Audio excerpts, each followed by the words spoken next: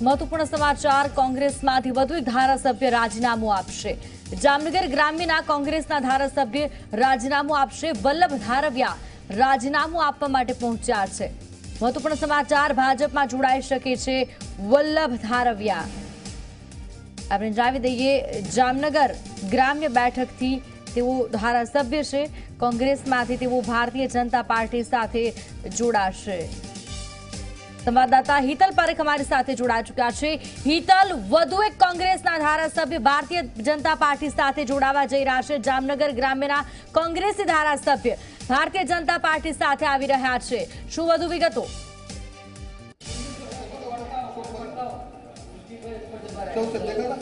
સિદ્ધિ ચોક્કસ એવું કહી શકાય કે હવે વલ્લભ ધારવિયાની માત્ર ઇંતજાર કરવામાં આવી રહ્યો છે કે ક્યારે એ અધ્યક્ષની ચેમ્બરમાં પહોંચે અને તેઓ રાજીનામું આપે। ગમે તે મિનિટે ગમે તે ઘડીએ તેઓ વિધાનસભા અધ્યક્ષની ચેમ્બર પાસે આવશે એ પ્રકારની વાત જોઈ રહી છે। જે પ્રકારે અત્યારે લીપ ખુલી રહી છે અને લોકોનું તમામની નજર ત્યાં એની ઉપર જ ફોકસ થાય છે કે વલ્લભભાઈ એમાંથી નીકળશે અને તેઓ આવીને અધ્યક્ષ પાસે જઈને રાજીનામું આપશે। પણ ક્યાંક ને ક્યાંક હજુ થોડો ઇંતજાર કરવો પડશે એવું અત્યારે લાગી રહ્યું છે। સ્વાભાવિક છે જામનગર ગ્રામ્યના ધારાસભ્ય છે વલ્લભભાઈ અને તેઓ રાઘવજી પટેલ જે કદ્દાવર કોંગ્રેસના નેતા હતા અને ત્યારબાદ ભાજપમાં જોડાયા હતા અને ભાજપની ટિકિટ ઉપરથી તેઓ ઊભા રહ્યા હતા અને વલ્લભભાઈ સામે તેઓ હારી ગયા હતા। હવે વલ્લભભાઈનું પોતાનું રાજીનામું પડશે। સ્વાભાવિક છે કે સમગ્ર જામનગર જિલ્લાના તમામ ધારાસભ્યો પાછી જોવા જઈએ તો સીધા જ એ ભાજપ સાથે જોડાયેલા હશે। સ્વાભાવિક છે કે જે પ્રકારે વલ્લભભાઈનું રાજીનામું પડી રહ્યું છે એ પ્રકારે જે વાત સામે આવી રહી છે એ વાત પ્રમાણે વલ્લભભાઈ કોંગ્રેસમાંથી રાજીનામું આપીને ભાજપમાં જોડાશે અને મહત્વનું બોર્ડ નિગમ તેઓને આપવામાં આવશે। આ ચોક્કસ રીતે કહી શકાય કે ભાજપની રણનીતિ છે એ રણનીતિ સીધી રીતે જોવા જઈએ તો હાર્દિક પટેલ જામનગરની લોકસભા બેઠક ઉપરથી ચૂંટણી લડી રહ્યા છે ત્યારે એ પ્રકારની જે જાહેરાત હાર્દિક પટેલ દ્વારા કરવામાં આવી છે તે અંતર્ગત જ આ આખો ઘટનાક્રમ હવે રણનીતિ ભાજપ દ્વારા અપનાવવામાં આવી છે। ભાજપના જે ધારાસભ્ય છે ધર્મેન્દ્રસિંહ જાડેજા તેઓને પણ મંત્રી બનાવી દેવામાં આવ્યા છે અને સ્વાભાવિક છે કે તેઓ પણ મૂળ ક્યાંક ને ક્યાંક કોંગ્રેસના રહ્યા હતા અને ત્યારબાદ તેઓ ભાજપમાં આવ્યા હતા અને ભાજપની ટિકિટ ઉપર જીત્યા બાદ તેઓ ધારાસભ્યથી અને હવે મંત્રી બની ચૂક્યા છે। એટલે વલ્લભભાઈનું જે રાજીનામું છે એ ગણતરીને મિનિટોમાં પડશે તેવી શક્યતાઓ અત્યારે જાણવા મળી રહી છે। જી બિલકુલ હિતલ, વલ્લભભાઈની સાથે જ્યારે શનિવારે આ મુદ્દે વાતચીત કરવામાં આવી ત્યારે તેમણે સ્પષ્ટ ઇનકાર કર્યો હતો ભારતીય જનતા પાર્ટી સાથે જોડાવાનો, પરંતુ ગઈકાલે હાર્દિકે જામનગરથી લડવાની જાહેરાત કર્યા બાદ તેઓ ભારતીય જનતા પાર્ટીમાં જોડાયા છે। એટલે ક્યાંક ને ક્યાંક આ વાતને એ રીતે પણ જોઈ શકાય કે હાર્દિકના કોંગ્રેસમાં જોડાવાથી કોંગ્રેસી નેતાઓ નારાજ થઈ ભારતીય જનતા પાર્ટી સાથે જોડાઈ રહ્યા છે।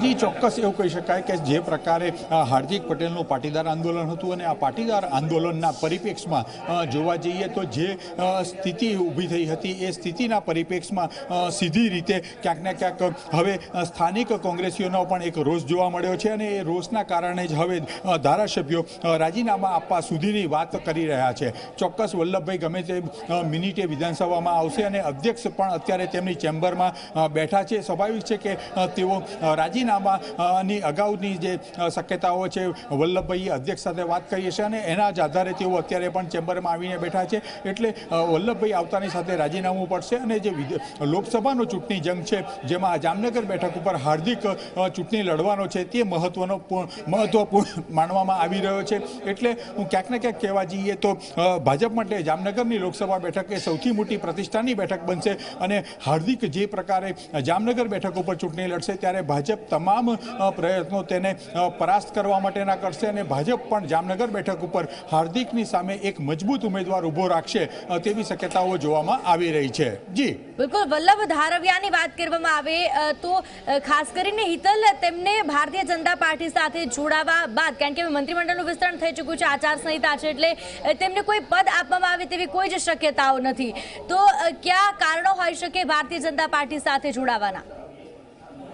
બિલકુલ જે કોંગ્રેસમાં વધુ એક ઝટકો છે તે લોકસભાની ચૂંટણી પહેલા પડે છે અને મહત્વના જી ચોક્કસ ક્યાંક ને ક્યાંક જોવા જઈએ તો ભારતીય જનતા પાર્ટીનું ગુજરાતમાં શાસન છે અને ગુજરાતમાં જે શાસન છે શાસનના કારણે ચોક્કસ 45 દિવસમાં એટલે કે 23 એપ્રિલના રોજ જે આચારસંહિતા છે એ ગુજરાતમાં પૂર્ણ થશે અને આ આચારસંહિતા પૂર્ણ થયા બાદ સરકાર ભાજપની છે એટલે ભાજપ બોર્ડ નિગમ દ્વારા 45 દિવસ પછી વલ્લભભાઈને કોઈ મહત્વનું બોર્ડ નિગમ આપે તેવી શક્યતાઓ પણ પ્રબળ છે અને તેના જ પગલે જોવા જઈએ તો વલ્લભભાઈનું રાજીનામું માનવામાં આવી રહ્યું છે. સ્વાભાવિક છે કે વલ્લભભાઈ જ્યારે મૂળભૂત રીતે ભાજપમાં હતા અને ભાજપમાં જ્યારે હતા ત્યારે રાઘવજીનો પ્રવેશ થયો ત્યારે તેમનો વિરોધ થયો હતો. હવે હાર્દિકનો કોંગ્રેસમાંથી પ્રવેશ થઈ રહ્યો છે ત્યારે તેના વિરોધમાં તેઓ આગળ આવ્યા છે અને રાજીનામું આપશે અને ભાજપ પણ ક્યાંક ને ક્યાંક ઈચ્છી રહી છે કે પાટીદાર આંદોલનમાંથી હીરો બનેલા જ્યારે હાર્દિક પટેલ હવે ચૂંટણીના મેદાનમાં ઉતરી રહ્યા છે ત્યારે તેમની સામે એક મજબૂત ટક્કર આપવામાં આવે અને મજબૂત ઉમેદવાર હોય ત્યારે નીચેનો પણ સપોર્ટ તેમને મળી રહે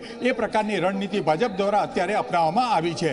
જી બિલકુલ હિતલ, અત્યારે કેવા પ્રકારના દ્રશ્યો, કારણ કે જે પ્રમાણે વલ્લભભાઈ હવે તેઓ પહોંચી ચૂક્યા છે અને રાજીનામું પણ આપવાના છે ત્યારે રાજીનામું આપવા તેઓ પહોંચ્યા છે, કેટલા સમયમાં તેઓ જોડાશે અને ખાસ કરી કેટલા કાર્યકરો પણ તેમની સાથે જોડાઈ શકે?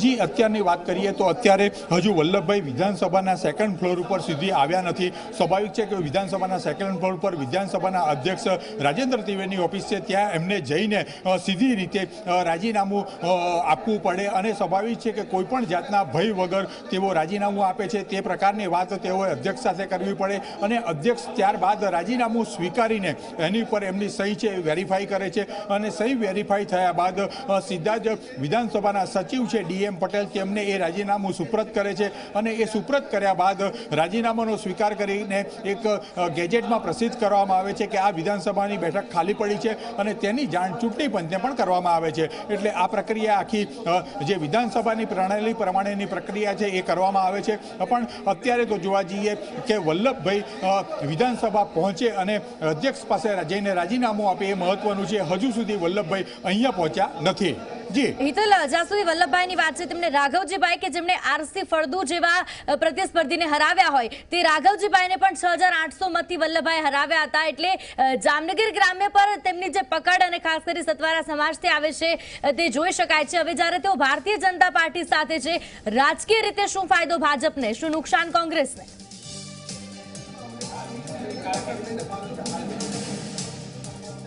જી ચોક્કસ એવું કહેવા જઈએ તો એક તો પહેલામાં પહેલું ભાજપને એક મોરલી ફાયદો છે અને મોરલી કોંગ્રેસને નુકસાન છે. સ્વાભાવિક છે સતવારા સમાજનું પ્રતિનિધિત્વ તેઓ કરે છે, ત્યાંની જે વોટ બેંક છે જે પ્રકારની વાત કરીએ, કારણ કે જે પ્રકારે ભાજપે વ્યૂહરચના કરી છે વ્યૂહરચના અંતર્ગત જોવા જઈએ તો એક બાજુ જૂનાગઢ અને માણાવદરમાંથી જવાહર ચાવડાને લાવવામાં આવે છે. એ આહિર મતોનું પ્રતિનિધિત્વ કરે છે. આહિર સમાજના ત્યાં સ્થાનિક કક્ષાએ તેઓ પ્રમુખ પણ છે. એટલે એ પ્રકારે કોળી સમાજ પણ સૌરાષ્ટ્રમાં છે તેઓ પણ હવે ક્યાંક ને ક્યાંક જોડાઈ ચૂક્યા છે. હવે સથવારા સમાજને પણ મહત્વ આપીને તેઓ ભાજપ ત્રણ મોટી વોટ બેન્કો છે તે સ્થાનિક કક્ષાએ એને કબજે કરવા માંગે છે અને સ્વાભાવિક છે કે જે પ્રકારે રાઘવજી જેવા કદ્દાવર નેતાને હરાવીને તેઓ આવ્યા હતા, રાઘવજી પટેલ સામે ક્યાંક ને ક્યાંક જોવા જઈએ તો જે પ્રકારે તેમને કોંગ્રેસ છોડ્યું અને ભાજપમાં પ્રવેશ કર્યો અને ટિકિટ મેળવ્યો એનો સ્થાનિક કક્ષાએ વિરોધ હતો. હવે એ જ વસ્તુનો લાભ લેવા ભાજપ પ્રયત્ન કરી રહ્યું છે અને હાર્દિક સામે એક મોટો મોરચો જામનગરમાં ખુલે એ દિશામાં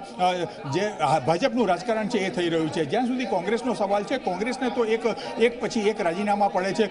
સ્વાભાવિક છે કે આ જો રાજીનામું પડશે તો એક અઠવાડિયામાં 3થી વધુ રાજીનામા થશે.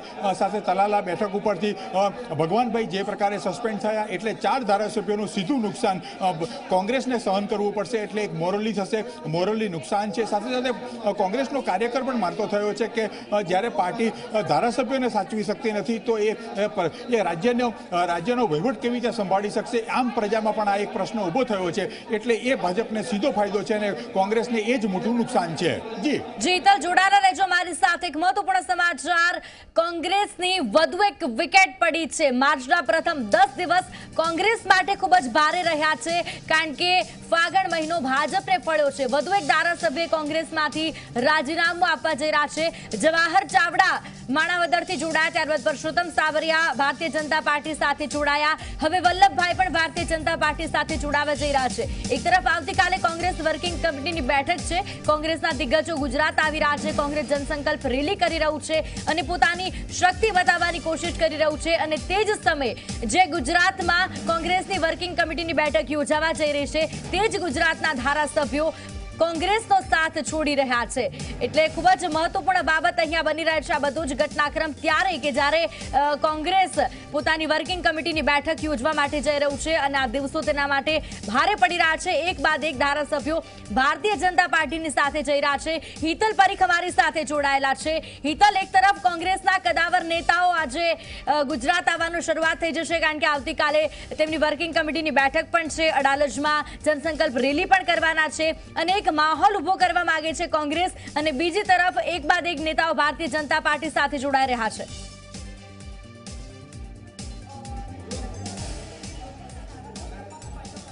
જી સીધી ચોક્કસ એવું કહી શકાય કે કોંગ્રેસ એક તરફ CWCની બેઠક જ્યારે ગુજરાતમાં થતી હોય, ગાંધીનગરના અડાલજમાં થતી હોય, એક જનસંકલ્પ રેલી થવાની છે.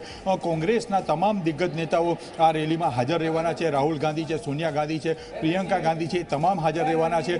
ત્યારે કોંગ્રેસ ક્યાંક ને ક્યાંક એના માટે એક પ્લેટફોર્મ અને માહોલ બનાવવાનો પ્રયત્ન કરી રહ્યું છે. ત્યારે તેની સામે ભાજપનો જે પ્રયત્ન છે આ માહોલને કેવી રીતે તોડી શકાય એ માહોલનો પ્રયત્ન છે અને તેના જ કારણે એક સપ્તાહમાં આ ચોથું રાજીનામું પડશે. એટલે એવું ચોક્કસ કહી કે કોંગ્રેસ જે માહોલ બનાવવાનો પ્રયત્ન ગુજરાતમાં કરી રહી છે એ માહોલને તોડવાની રણનીતિ ભાજપે અપનાવી છે અને તેના જ કારણે એક પછી એક રાજીનામા પડી રહ્યા છે. સ્વાભાવિક છે કે બની શકે કે આવતીકાલે પણ કોંગ્રેસના બીજા કેટલાક ધારાસભ્યો પણ રાજીનામાની પહેલ કરે, કારણ કે જે પ્રકારે કોંગ્રેસનું નેતૃત્વ છે, સ્થાનિક કક્ષાએ જે કકરાટ કોંગ્રેસમાં છે, એના કારણે આમ પણ પહેલેથી કેટલાક ધારાસભ્યો નારાજ ચાલતા હતા. સિનિયર ધારાસભ્યો પણ ક્યાંક ને ક્યાંક કોંગ્રેસમાંથી નારાજ ચાલે છે. તેના જ કુંવરજીનું રાજીનામું પડ્યું, ત્યારબાદ જવાહર ચાવડાનું રાજીનામું પડ્યું. આ તમામ જે રાજીનામા પડી રહ્યા છે એમાં કોંગ્રેસના જે ધારાસભ્યો છે જેઓ રાજીનામા આપી રહ્યા છે તેમની એક વાત એવી પણ છે કે કોંગ્રેસમાં જુનિયર લોકોને મહત્વનું સ્થાન આપવામાં આવ્યું છે, સિનિયરોની અનદેખી કરવામાં આવી છે અને તેના જ કારણે આ રાજીનામા પડી રહ્યા છે.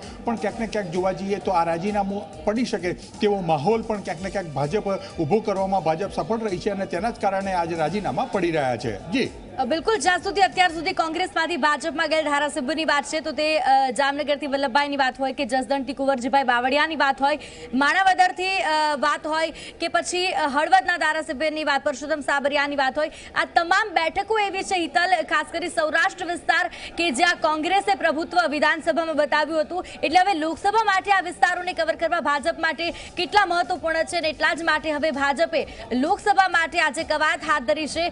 તેને જોતા વલ્લભ ભાઈને જામનગર બેઠક પરથી લોકસભા લડાવવાની કેટલી શક્યતાઓ?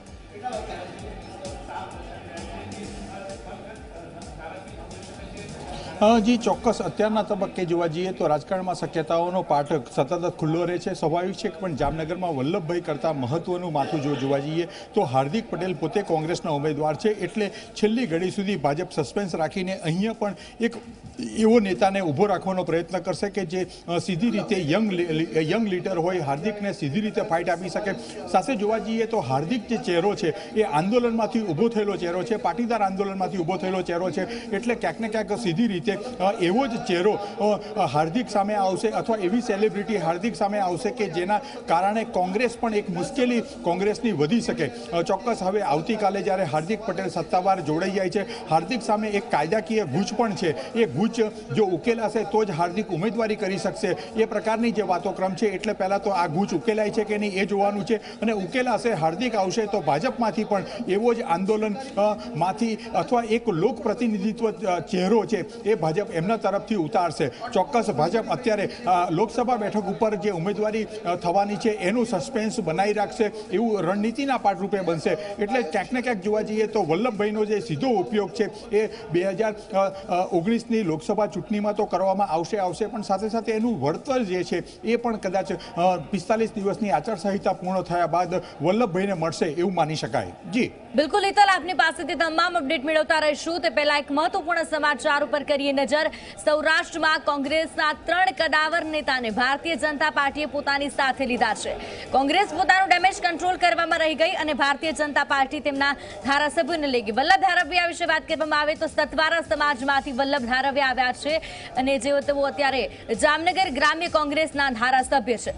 માત્ર 6 ધોરણ સુધીનો તેમણે અભ્યાસ કર્યો છે, પરંતુ સ્થાનિક લેવલે ખૂબ જ સારું પ્રભુત્વ તેઓ ધરાવે છે. જામનગર પંથકમાં 1 લાખ કરતા વધુ સતવારા સમાજ છે, જેથી ગ્રામ્ય પંથકમાં તેમનું પ્રભુત્વ જોવા મળે છે.